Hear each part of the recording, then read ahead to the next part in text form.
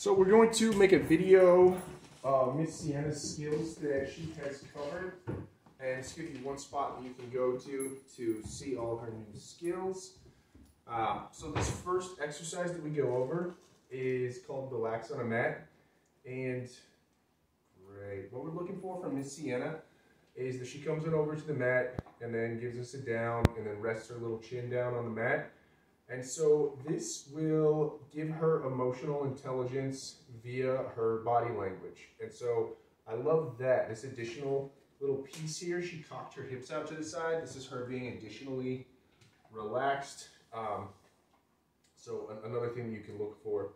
And the importance of this exercise is that when she can put herself into a nice relaxed body posture, it just sends a signal to her brain that everything is a-okay, that we are calm and relaxed, and the world is fine. So you can start to utilize this initially in easy environments and then in more stressful situations. So you got a tool in your toolbox anytime that Siena runs into something that might stress her out. You can break out the mat, do relax on a mat. This is command-free, so we remain 100% silent and give her treats when she is in her relaxed body posture. And the reason that we remain silent is actually because it's the difference between, say, watching someone drive a car and drive a car yourself. Here she's driving the car 100% on her own accord, basically. She is working herself into this really relaxed state, and I haven't told her, this is what you need to do. You need to give me a sit, give me a down, and rest down, rest your chin down, and continue to give me these increasingly relaxed body postures. She's doing this 100% on her own. So the cue is the mat. So you can break out any mat, any towel, and she'll know exactly what you're doing. And she'll come on over, relax, and just give her treats periodically when she's hanging out, relaxing. And then very important is scoop the mat up off the ground when you're finished. And then also, ideally, I like to treat her from the mat so that she's really focused on herself and is less focused on me. So very, very crucial exercise for a more anxious pup, and definitely a key piece to her, comfort in the world moving forward. Good job, sweetie. So give her one more. That was very good. And then I'm going to toss some treats off the mat here. We can move on. Very good.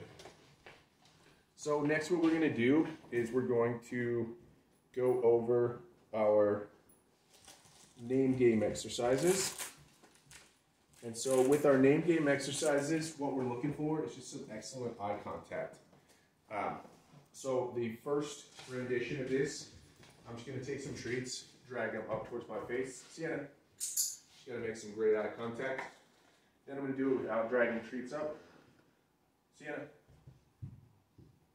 Good. On that one, you can wait until she's distracted. She's just looking at something else if she's really zeroed in on you, which is quite possible. They really get locked in. So that's actually a really good thing when they're getting super locked in on you. But just wait till they're distracted. Siena. Next, what we're going to do, take a treat, toss it on the ground. She's going to be interested in that treat, and then I'm going to say her name. She's going to turn back towards me. Siena. Excellent. So as soon as she looks at me, I want to click her that moment. Let's try that again. Siena. Very good. Then I like to parlay that into some good recall. So a fun thing that you can do is just start hiding around corners. So I could give her a treat over here. Siena, come. Tracks me down. Then I'm going to take a treat. Toss it down the hole here. Siena, come. Track me down. And so play around. So the ways that you can always make everything more difficult are the two D's, distance and distraction. So to start to work from further and further distances. Let's get her a little more clear here. From further and further distances and in different environments. And so when you're in the great indoors like this, the best thing you can do is get super far away and start to hide around corners, so she has to go off of an auditory response. Is another fun way to challenge her and make it more difficult for the little cutie. Yes. Siena, sit. Good girl. Siena, down. Good girl. So you'll notice on the down, I waited a few seconds. So sometimes with her down, she has a tendency to spring right back up. And so to avoid that, you can just give her a few seconds when she's already down, and then give her a click. So the clicker is really an excellent tool that lets Siena know this is exactly when you've finished what it is that we're looking for. And so although she's completed what I consider an acceptable down, which is just my elbows hit the floor and I'm in a downward posture, I'm not going to give you the click until I find it acceptable. So because we noticed that she was springing back up kind of quickly at times, then I would wait, 3 to 5 seconds once we've done it down, then let her know that she's finished. So she gets more to that settled position. So now next let's go over her stay. So she can do it from a sit or a down. Usually what will happen is I'll just tell her stay, she'll plop down into a down. But she can do it from a sit. However, usually as soon as I tell her stay, she'll just kind of settle down and go into a down. She just wants to relax and hang out. She knows that she's not going to be freed for a little bit of time there. So with her stay, we're just going to tell her stay, walk away.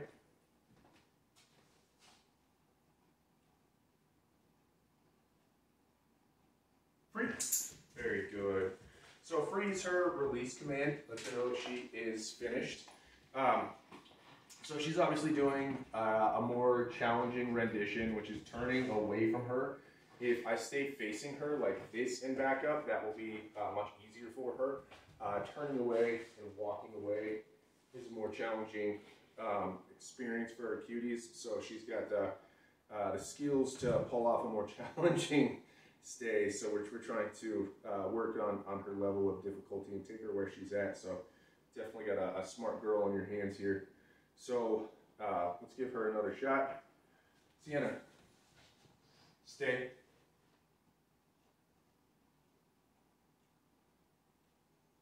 So I'm going to give her just a second, see if she settles. Usually she does settle, and that's when she's letting me know she's like completely finished.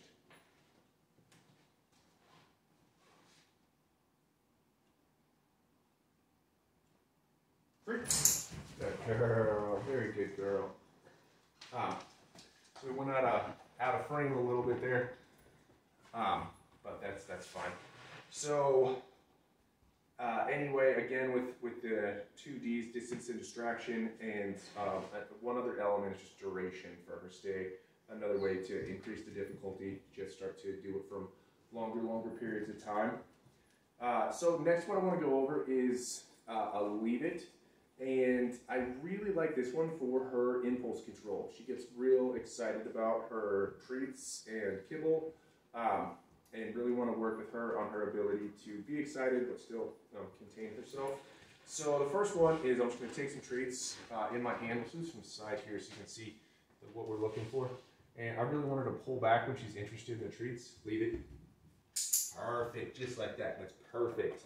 On this one, I prefer to treat them from the ground after I've done a leave it, just so that they just retracted from my hand, and I don't want to give them a treat from my hand. It's not the end of the world, but usually that's my preference, so they can really distinguish between the two. Oh, I've left your hand in the treats, and now I get the kibble. I have given treats from my hand. Let's say we're in the grass or something. It doesn't make a lot of sense to just drop treats on the ground.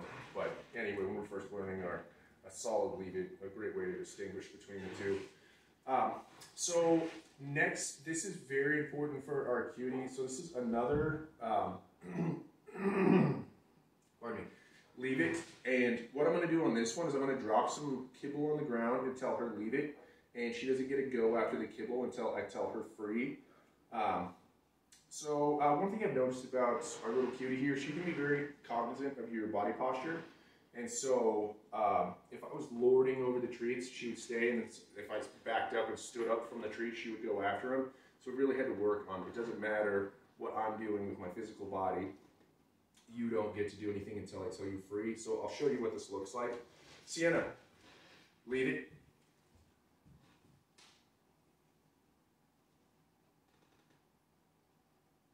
Free. Good girl. And usually I back up from the treats and really make it a more relaxing experience when she's eating her treats. Like, yes, this is your treats here. Go for it. Again, not the end of the world. Sometimes she has just come in and started scarfing the treats by my feet. But I just want her to be in a calm state. Say, you're done, you finished. And free means that you are 100% done always. Another thing to take note of is with her lead it, you can feel free to work with some different items. And so this is actually one. So she tried to take a sock. And so she was running through the room, kid just taking off the sock, so she went after the sock. So good to work with as many different items as you can. She's done an excellent job. So lead it. Very good. And when we do this, she's making a more universal response that regardless of whatever the item is, I need to lead it. So treats, shoes, toys, give her a bunch of different items to do lead it with. And it'll help her to understand that anything I say lead it means lead it. So we got a little baby toy here. Lead it. Good girl. Another thing to take note of is that if she actually gets something in her mouth, I still tell her lead it. I haven't done lead it and drop it interchangeably. They're the same command. So anytime she gets something, then we always tell her to lead it. Let's see if you go after this cutie.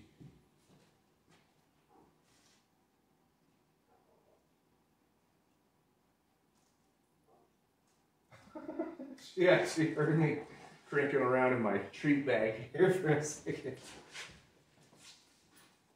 Okay. Good girl. We'll leave that. So she's done a very, very good job.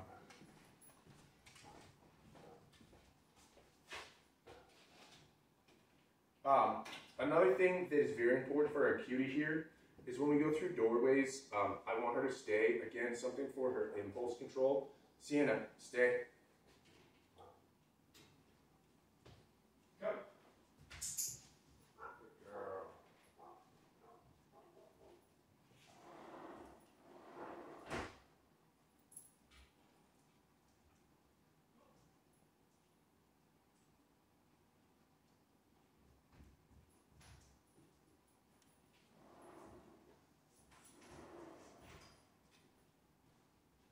Siena. Sit. Stay. Free. Sorry, as soon as I went back there and I heard someone barking, so I went to go let a pup in real quick. I just, always want to mitigate barking and let them know it's not something that we're looking for. She's not a big barker. If you ever do run into barking, then we just give them a simple skill that they can do to get their attention, and then they'll stop barking. So I simply give them a recall. Come on over, give them a treat, let them know that they've done the right thing by coming on over towards you. And also that's an excellent time to use your relax on a mat. Could be another thing you can utilize with barking. So one thing that we have noticed is being introduced to new big dogs can make Siena really anxious. And so if you want to do relax on a mat while at a park at a distance from some other dogs, so she can get used to seeing everybody run around, that would be an excellent application of relax on a mat and something that would be beneficial for the cutie. She's been introduced to a whole boatload of dogs, but anyway, something to take mention of. So our next skill is our touch exercise. So we want her to target our hand. Siena, touch. So what we want from this skill is just for her to bump our hand with her nose and really be able to utilize this on our loose leash walking. So if she's not quite exactly where she needs to be, we can put our hand down, Siena, touch, and she'll come right to the spot. It's also just a great attention getting exercise when you're out in public. Tell her touch, she'll come exactly to this spot. And she loves that exercise. I noticed that she was real keen on it when we first started working, so she's a happy camper to do that one. And next, what I want to go over is our space exercise. So this is our anti-jumping exercise. She's done an excellent job stopping, jumping up. She was quite a jumper when she first got here, and so you can use it for yourself. You can also use it for someone else. So let's say that she's coming up towards me. Siena, space. Very good. And you'll notice there, she really backs up, gives me that space. And that's exactly what we're looking for. So you try one from behind. Siena, space. And really just make a little bubble around yourself, regardless of where you go. So regardless of what direction she's coming at you from, she's going to give you space. You can try some from the front, some from behind, some from the side, all is well and good. And then something else to take note of, let's say that she's interested, this is a person that we have over. Siena, space. Then as she's approaching that item, then I can simply tell her space. She's got to back up from that item. Let's try that again. So she was walking up. Siena, space. Very good. And so that's exactly what that should look like. She gains interest. You did so good. Leave it. She gains interest in something, and she will stop shy and then come on over towards you. So what we had to do initially is tell her space, and she would just stop shy of the person, and we call her over and say, Siena, come. And now we simply say, Siena, space. We paired those two together, and she'll stop, won't jump on the person, and then will turn around and come over towards you. The reason that we want that specific behavior is because that's what's going to be the most applicable. If someone comes over to your house and she's going up, they've got white pants on, don't want her to jump on that person, then you want her to be able to stop shy of that person and then come back over to you, because a new guest isn't necessarily going to know that Siena's got space command in her skill set, and so you being able to handle that situation 100% on your own is going to be particularly beneficial.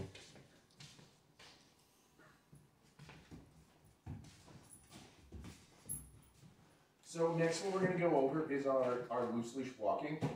And first we're going to do it inside, and then we're going to get her leashed up and then go into the great outdoors.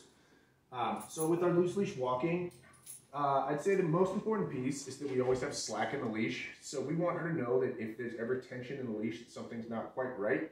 So we always want slack, and then we also always want to treat her right here from the side of our leg, and I've always been treating her on the right-hand side. So that doesn't have to be stuck in stone. You can simply work on the left-hand side always. I like the right-hand side because it's a way to stop her from being concerned when folks are walking by the opposite direction. Then I can say it's Siena, me, and then I'm the buffer between oncoming traffic. Also, when you're on trails, bicyclists always come up on the left-hand side. So initially, we should give her a little treat here. Treat her right down the side of our leg. Do a little spin here. A little semicircle. A counterclockwise semicircle. She's got to follow me. Then we're going to take some steps. Good. I'm going to take a few more steps. 2, 3. A few more steps. And one other thing is, so to finish off the loose leaf walking, if she were to get out ahead, let's get her out ahead here. She's out ahead. Then we can simply say, Siena, touch. Get her back to that spot. That's fine. And then you can also just say her name. She'll come back to that spot. So if she's out here, Siena. Good. And she'll come back to that zone. It's not exactly where we want you, sweetie. Here we go. Good. That's better. And then another thing we can do is if she's out in front here and she's gone out in front too many times, then I'll simply turn around on her, do a 180. So I would just go like this, turn around on her. Siena. And now we made it so she can't be in that zone. So I misspoke. So when I do a 180, what I really want is that then she has to follow after me. That's what I meant to say. So one last piece, if she gets too excited when she's taking treats, and sometimes she can just snatch the treats too much. We just worked on a gentle, and so if she starts doing that, then I just keep my hand closed, and then as she's starting to get too excited about my hand, I'll say gentle. Good. And she's really giving me an indication she's going to take it gently. A lot of times she'll like nuzzle my hand right there. She's like backed up. Oh, okay, I'll be gentle. But I've noticed that anytime she's getting too excited with your hand, that's what you're going to want to do. So we're going to sign off here, and then we're going to go out front.